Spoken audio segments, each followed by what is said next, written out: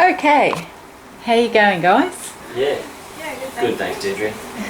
So I thought it would be really valuable for you to share your experience. I've known you both for a while, and in the middle of all of this you had a baby, and it wasn't an easy pregnancy delivery for you, and the experiences that you both have after that.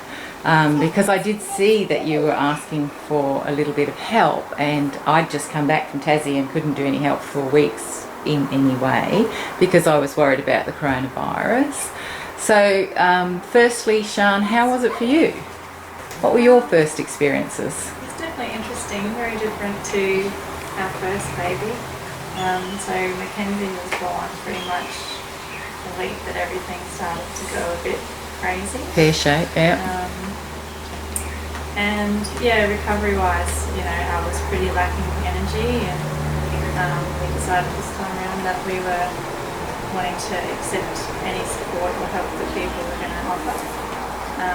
And then they couldn't. And then, people didn't really want to come around and put you at risk. Yeah, and because we had a new baby as well, they just wanted to be safe rather than sorry. And, yeah. So what did that mean to you? What did that actually mean to you? Because all of a sudden you put yourself out there, which a lot of people don't do, so you were vulnerable, and then nobody could really help. What meaning did you give that? Well, we still had a lot of people help where they could, which was fantastic. We really appreciated any help that we did get. Yeah.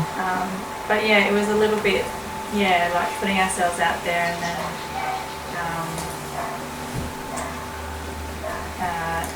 being exposed in that sort of sense, and then I don't know how to describe it. Well, let's just talk about the coronavirus, for instance. How did that impact on you? Did you have to take extra care with hygiene? Did you feel more isolated? Not really, because we were sort of in our own bubble at home. We were going to be home. I was going to be sort of focusing on recovery for at least 6 weeks at home with her. Yeah. So for me, it didn't really make too much of a difference because I was going to be home anyway. Yes. Keeping to ourselves and not really going out and about. Bless you. Well, that's a joke that I'll share with you. My husband and I said that to each other. We're pretty much stay-at-home people anyway, and he works alone, and a lot of us, I work with people, but we felt like, well, we were already self-isolated anyway. Yeah. So It did have that sort of sense of like it was just normal for us, and yet the world was going crazy on the outside. Wow. Yeah, our pace seemed to be like snail pace compared to everything else that was happening. Like people, stocking up on toilet paper and shelves were empty, and I had no idea about what it was like. And Stephen, would go to the shops and stuff every now and then. Yeah. And we did have people dropping groceries and stuff like that, and telling us stories. I mean, that first month was really intense. Like just the feeling outside in the real world, outside this house that we've got. We had about a week's worth of food, I think, that we had prepared. Yes. And then after that we had nothing, so that's where we started to rely on people to help us with meals and things like that. Yes. No toilet paper like a lot of around town. Yeah, it was crazy. I came back from Tassie, as I said, and I felt the energy in the car park, like people were going to push you out the way to get a car park. And then in the supermarket, I've never experienced that in Darwin. In the supermarket, I felt like they're looking at me like evil if I was heading in their direction. Did you experience any of that? It was strange because without coronavirus, people get that sense that they're always going to be there to support you. Yes. And then once Corona hit, and then there was that possibility of no income, no food, what's the future going to look like, how long is this going to go for, you started to get that sense that maybe people didn't have your back, as in strangers and things like that. Yeah. So for me it was like, okay, well, this is interesting, I don't know how long it's going to last, but I knew that I have to rely on my friends and my family quite closely if it did continue in a really negative way. Yes. But then it sort of did a 360 again, so I think people started to calm down a little bit and realise that this was the new norm and they were just going to have to get used to it. Yes. And then I think people started to support each other again, so that was sort of that real freak out. That month was real freak out. People were starting to really look after themselves, and everyone else can sort of go I So feel if like now you've done 360 and people starting to support each other again and get back to that community vibe. Yeah. So if you had one takeout, Steve, what would it be from this coronavirus and how it's impacted on, say, your work, your family, and your... I think it's just brings back home about family and friends, basically. And because we did ask for help this time around, it really highlighted the amount that people are willing to help. Yeah. And so we're normally, us two are people that want to help others. Yes. But I think until you actually receive help from others, you don't really appreciate it. So now that we've received all that help, we actually want to give it tenfold. So I think that's where that whole family, friends, support circle comes in. Yes. You know, being willing to receive help so that you can give it when someone else needs it as well. So that's probably my biggest takeaway. Yeah. And the amount of food and food deliveries we got, and people leave food by yourself included, leave it by the gate. Yeah. So that we're, very respectful of, the risk that is still out there. Yes. But we just found ways to work around it. And did you find at work it was impacting your work, the coronavirus? Work was a big one. So I had 3 weeks wages that I had sort of allocated off, and I was planning to take 6 weeks off, so I didn't know where that other 3 weeks was going to come from. Yeah. I was not sure that I would have a job to go back to be honest. Wow. So I was, in my mind, I wasn't sort of speaking it out loud, but I was thinking, potentially we would have to move in with family. Yeah, like we wouldn't be able to afford the mortgage because we're, quite redlining as it is anyway. Yeah. And we didn't have any buffer. Yeah. We also had some financial aid that was due to kick in with, paid parental leave and dad and partner pay. And with Centrelink, got super overwhelmed. Still haven't been paid anything. Oh wow. Some money that we thought we would Have. should rely on hasn't been there, and with sort of reduced hours and that sort of thing. And so how have you got by through that period then? Staying home. Yes. So we're scrounging pennies and doing all that. So asking for help is a big one. Yes. That's the other big surprise. Like other people were suffering financially too, and yet they were buying us food and doing dinners. So that sort of blew my mind. So relying on family and friends, food deliveries was the main one. Yes. With work, the hours were reduced. So what I ended up doing is I ended up doing some work from home. So I did some quoting and liaising. So I was kind of fortunate that they did they paid a full weekly wage for me, even though it was reduced. So I was getting maybe $700 a week. Yeah. Which was enough to get us by, basically. Yeah. And so how did that impact on your mental well-being? You said overwhelm. Was overwhelm the only emotion that you felt? Was there... Look, I think the situation is what it is, but you can't just give up. You have to find a way through it. Absolutely. So you just have to deal with it. Yes. I was shifting money in the bank. I was not paying the mortgage this week and then paying it the next week, and juggling monies and bills. I was holding off on other bills until the money came through, so there was lots of that. And like I said, I was a bit scared that we wouldn't be able to pay our mortgage. Yeah. So I'm sure, because of the current circumstances, for me it felt like we were all level now because all their businesses closing, everybody's in the same boat. But there would be so many families out there that could benefit from whatever it was that you might have used to pull yourself through. Like you said, you just have to get through, so you get on with the business of what you've got to do. There's so many families out there in Darwin at the moment that are struggling financially, maybe in worse situations, maybe don't have family. If you had words of wisdom, either of you, both of you, to help people through that, to get to the other side, and we're not at the end of it, we're still in the middle of it, what would that be, do you think? I'll go first. I think the main thing is to talk about the trouble that you're having to colleagues or anything like that, and really just reiterate the fact that you don't know how you're going to get out of this problem and you need help. And can they offer any solutions? And I think by actually being really honest and vulnerable in that way, that someone's not going to hear that and then let it be. They're going to do something. They're going to find something that can help. I Yeah. think that's the main thing, and that's, you know, because we had friends and family, and we already had that sort of cycle of being open and, you know, Yes. transparent. But yeah, I was worried for a lot of people that didn't have family, that were interstate, people overseas, or their husbands were overseas or trapped the state or whatever, Yes. completely isolated. Yes. And there's a lot of incredibly strong people out there that just push through. Yes. But you know, I think we are, and being Darwin as a small community, we do want to help each other. Absolutely. But as you talk about it, you know, you feel isolated. Yeah. You feel completely helpless. Yeah. And that usually only leads down one track. I've been there before. Yes. Complete helplessness And not communicating. and not communicating, locking yourself up even more. So Yeah.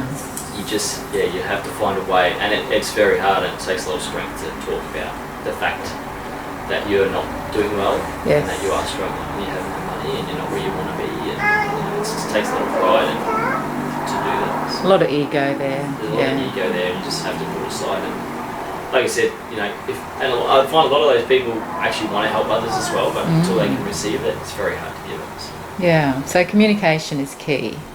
yeah. Yeah. And so what happens then? So you said you've been down the path where there were no communication and it doesn't take you where you need to go.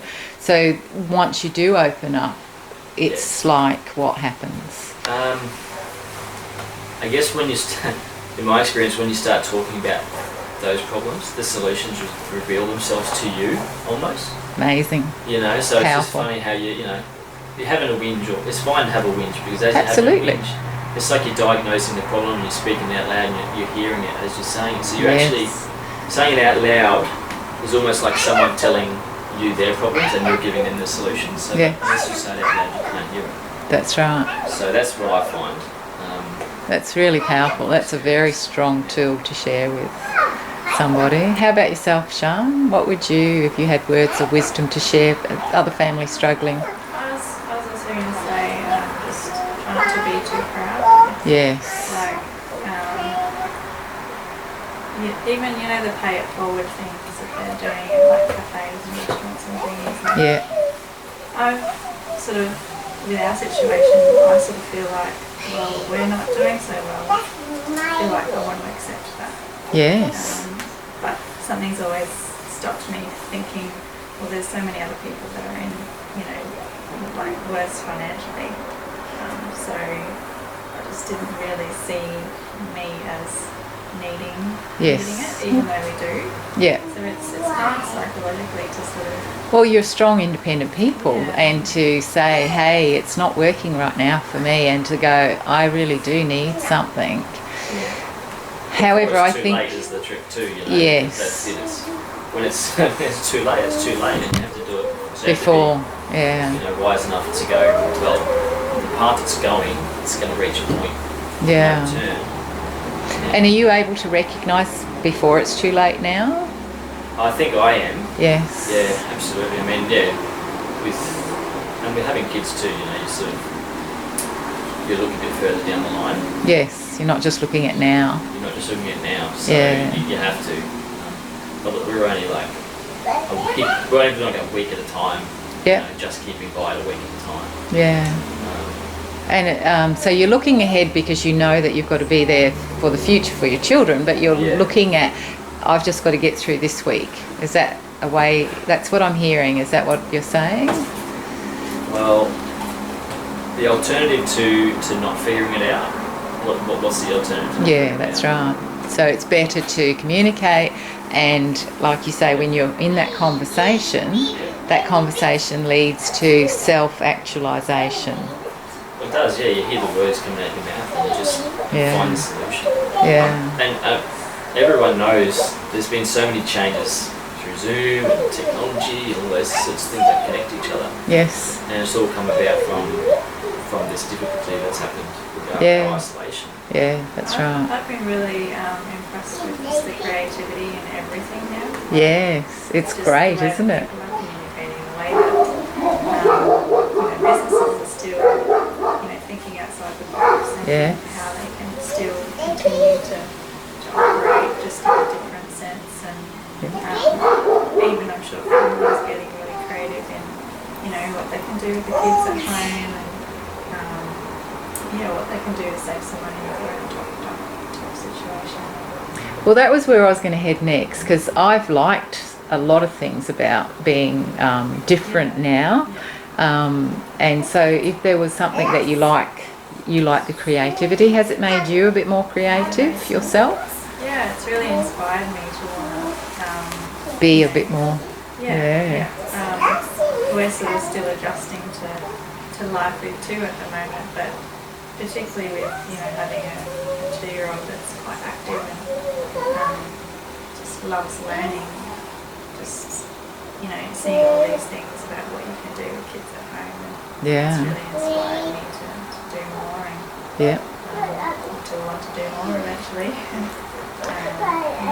I'm very optimistic. I do have periods of downtime and miserable time, but I'm very optimistic, and I believe this is like the slate has become clean and we can build up from here, and we can be incredibly diverse where we couldn't before, or we couldn't see that we could before. Has that had any impact on you, Steve, as well? Wiping the slate clean and being what was good out of coronavirus for you? I think I was kind of like already trying to do that anyway. Myself. Yes. So it almost feels like everyone's sort of caught up. Yes. Oh wow, that's great. Because I was, always a lot of self-reflection and all those sorts of things. It's just interesting now, me watching everyone else go, let's look back at ourselves and look, these things didn't matter and all those sorts of things like Yes. What'd you do? People going for long walks on the beach and really evaluating themselves, not but their future as well, but themselves. Yes. And I think, especially because job security was not so secure anymore, they were going, well, do I actually like doing what I'm doing? Like, is this actually fulfilling me? I've heard some really interesting stories about people and their jobs changed because of it, or they stopped, and now they're doing something completely different. Just totally left field. Yes. Because if you look at it from a positive point of view, it's really given a lot of families an opportunity to explore the time. Yes. That they wouldn't have. Just to reassess on priorities.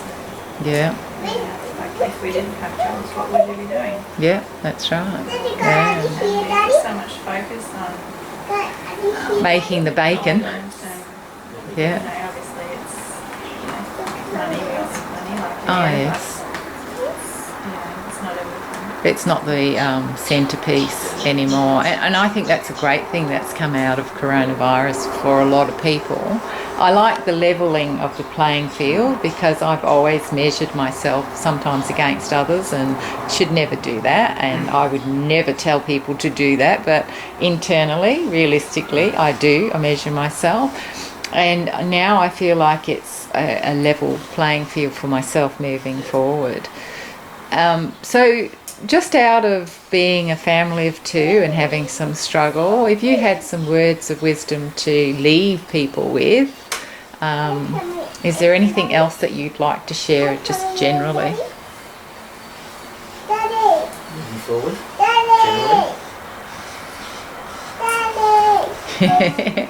Miss Bailey, have you got anything to say? Do you have anything to say, darling? You miss your friends, don't you?